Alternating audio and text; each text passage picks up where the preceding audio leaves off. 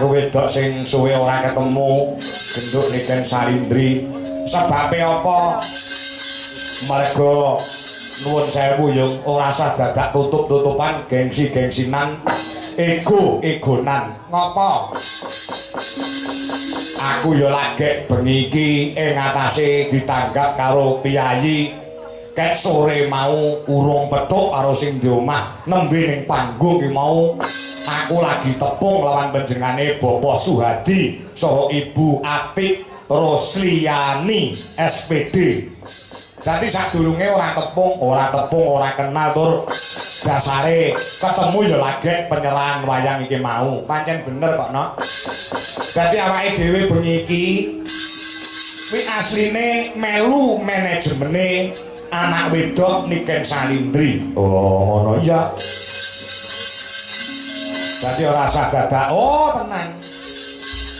Mongko Niken Salindri iki apa jenenge iki wis ngerti dhewe to, nek jenenge wis ngebeki jagat. Oh, ngono. Karo dalan sapa-sapa wae kenal kabeh paribasane. Oh, ngono. Lah, kaping ujan panjenengane Pak Suhadi saha Ibu Atik kuwi fanatik menang anak wedok si Niken Salindri. Oh, ngono. Mbak Niken pokoke kula nanggap jenengan dalange ajeng jenengan paringi sapa-sapa gelem. Oh, ngono. Lah kebetulan anak wedok kuwi nek karo aku wis kaya bapak karo anak. Oh, ngono ya.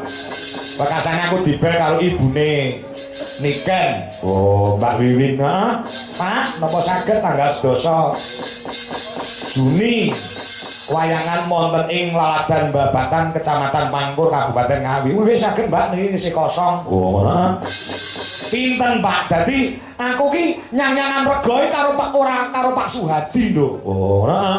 Ya karo mboke Niken kuwi. Oh ya pun to Mbak. Mriku entene pinten? Oh ya, nyatane alhamdulillah no bengi iki iso kasembadan iso kelakon. Oh, ngono awake dhewe ndereke anak wedok. Oh, mongko pemarep golek dalang sing nom-nom, sing cakrak-cakrak, sing ganteng-ganteng ya akeh. Ngopo kok golek dalang kok wis tuwek. Oh, ngono. Ya bote ana hubungane bapak karo anak kuwi mau mergo Niken Salindri iki kecilik biyen ket SD wis kulino sepanggung kelawan awake dhewe. Lah iya matur sembah nuwun. Anak wedok matur sembah nuwun menjadi Pak Suhadi. Ya. So Ibu Atik Rosliani. Oh, heeh. Asma Kinarya Japa, Pak Suhadi. Heeh. Ngono ya ya. Heeh. Nadyan aku nembe saklebatan pinanggih ketemu kelawan jane Pak Suhadi nitik saka jenenge wis terbukti lho. Oh, Suhadi. Su ki tegese sugiye ora dienggo dhewe ning sugiye kanggo masyarakat. Terbukti pada malam hari ini gelar wayang kulit dalang anom Dwi Kangko dan Niken Salindri iso ngrawuhne warga masyarakat ana ing Babatan. Mula tepuk tangan buat Pak Suhadi sak keluarga. Kaya ngono ya ya. Heeh. Sugi tegese sugihe ora dienggo dhewe, ora dienggo dhewe. Dienggo nyenengke kelawan tangga teparo, dienggo nyenengke kelawan para kabeh pendemen budaya. Dasare duwe gawe ngunduh manten telung bengi tontonan ramandhek. Oh, ngono. Wingi kae campur sari. Oh, ngono. Mau bengi ya campur sari, bengi iki minangka puncak acara wayangan. Oh, ngono. Selain gawe senenge wong liya utawa dana rasa, lan kabeh para warga masyarakat juga berbagi rezeki. Oh, ngono.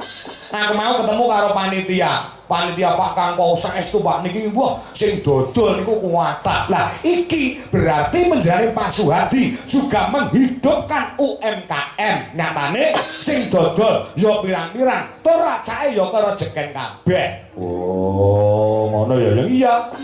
Luar biasa sing dodol ya melu laris. Aku pumpung arang-arang sowan ning nggon Pangkur, daerah Pangkur no. Oh, ngono. Iki jane rahasia ning gandeng aku tresno karo wong kene. Iki tak tokne rahasiane. Ngopo? Perkara wong dodol supaya dagangan cepet entek. Kuwi asline aku duwe ilmune. Nyatane aku dadi dalang ya alhamdulillah ora patek iso lerem. Oh, ngono. Ana ilmune nggo dodol apa wae supaya dagangane cepet entek, cepet laris. Ana posone utawa tirakate dipasoni 7 Senin, 7 Kemis ora entuk pedhot. dodol apa wae bakal cepet entek dagangane. Heeh. Nalika ngeler dagangan apa wae kuwi gedhog lemah ping 3 maca bismillahirrahmanirrahim ping 3 wekasane kuwi diwacane surat Al-Fatihah ping 3 wekasane maca mantra Jawa Semar dasar gareng eneng Petruk celuk-celuk sing dodol Sri Kandi sing nukoni Janaka kuwi anggere kulane 1000 lek ngedoli 500-an cepet entek dagangane.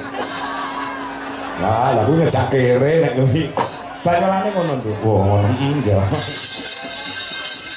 Perkara rezeki nek sing ngatur wis enek sing nata. Heeh. Ora beda penjane Pak Suhadi. Dulu juga pernah panjenengan iki rekoso no. Oh, pernah rekoso. Iya. Nek ora kleru tahun 2018 2019. Oh, ngono iya. Panjenengan ya pernah rekoso. Mula gandeng mulai tahun 2021 nganti sayaene diwenehi rejeki saka Gusti Allah. Sing turah-turah blawah sing kaya ngene iki ngiras pantes syukuran. Kangge srana nyenengke wong pirang-pirang dalam rangka ngunduh temanten. Oh, ngono. Kowe kok ngerti panjenengane Pak Suhadi biyen ya tau rekoso. Ngerti. Aku mau sore jagongan karo Pak Marsis mantan lurah Babatan. Aku diceritani beliaunya iki pancen yo piyai sing tanggung jawab, piyai sing cokat cakut rengginas trampil. Ya ora kendho ning kenceng semangate. Wah, ngono ya. Wah, luar biasa ya, luar biasa kena nggih contoh. Ya wayangan kaya ngene entek pirang atus yuta no. Oh, ngono iya. Urung ndek iki campur sari, nggih nginane ya campur sari. Ya. Dadi su iki sugihe ora dinggo dhewe ning sugihe kanggo sono nyenengke wong pirang-pirang. Pedomane Pak Suhadi kuwi apik-apike wong kuwi nek uripe bisa piguna tumrap bebrayan agung utawa piguna tumrap wong akeh. Oh, ngono. Bekasane ha, tegese ha kuwi apa? Harapannya ditumpukan kepada Mas Rema Sefri Faturosi. Oh, ngono. Iya iya, heeh. Harapan kedepannya kuwi ditumpukan kepada Mas Rema minangka dadi putra penjane Pak Suhadi sapa Ibu Ati Rusliani. Oh, ngono. Iya, heeh. Di iki tegese apa? Di tegese dina iki minangka bukti bahwasannya penjenengane Pak Suhadi saha Bu Ati tresna kalawan putrane ditanggapke wayang kang sarta ditanggapke campur sari sing tanpa leren paribasane. Wah iya iya iya iya. Suhadi iki tegese kuwi. Heeh. Nek Atik iki tegese apa? Atik iki bojone Pak Suhadi. Wis kok. A ki apa, T ki apa, I ki apa, K ki apa. Aku tegese agamane dicekel karo panjenengane Bu Atik. Nyatane menjadi seorang ibu rumah tangga yang hebat. Putra sing dinikahake iki wis dadi putra sing soleh lan dadi putra sing dadi. Oh, ngono. Insyaallah bisa mikul dhuwur mendem jero marang asmane wong tuwa. Kuwi A. Heeh.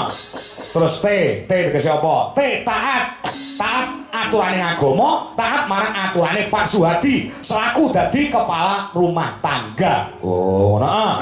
I tegese I insyaallah bakal barokah, bisa slamet dunyane, slamet akhirate. Amin ya rabbal alamin. Sing kali dhewe K kuwi tegese apa? Kudu komplit. K kuwi tegese keluarga yang diutamakan. Bagaimanapun juga panjenengane yo ngasta dadi pegawai wong nyatane SPD ning keluarga yang diutamakan gula wentah marang putrane Mas Rema Sefri Faturosi kang sarta lumadi lawan penjane Pak Suhadi nyatane dadi sugih brewu kaya ngene iki. Wow, ngono ah. Suhadi iki tegese kuwi, Atik iki tegese kuwi. Heeh. Aku ndek iki ning Boyolali ya ngono. Jenenge sing nanggap iki tak werdekne apike. Lek dalang cerdas angel lho nduk ngene iki. Ya. Saking senenge sing di omah jenenge tak jlentrehke tak tegeske.